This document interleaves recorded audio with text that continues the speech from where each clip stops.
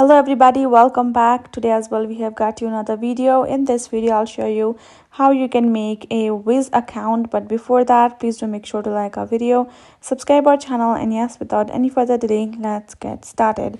So for that I'm going to open up my Whz app right over here.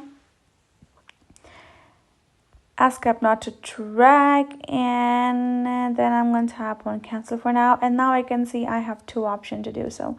First thing first is continue with Apple. Right away I can choose my Apple ID for it to be continue with and create an account with that, or I can choose to tap on continue with a Google. Tap on continue, and I'm going to be choosing my email address from over here.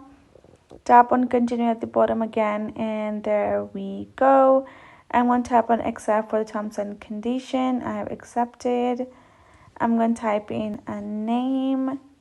I'm going to type in Scarlett, and then tap on this little go icon, and I'm going to choose my gender.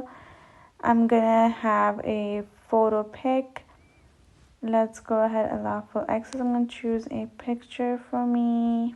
And then I'm going to be adding music if I want, but since I do not want, I'm going to skip that. I'm going to tap on, this is simply showing me that what I can do with it.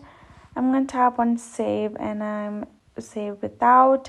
Tap on get started, and my account has been created, and you can see I can tap on this little icon, and this everything just remove it from this ads and all. Go back home, and there we go. My account is ready, and I can simply start using it however I would prefer. This is it, guys. Hope this video helped. Thank you so much for watching. I will see you guys in our next video.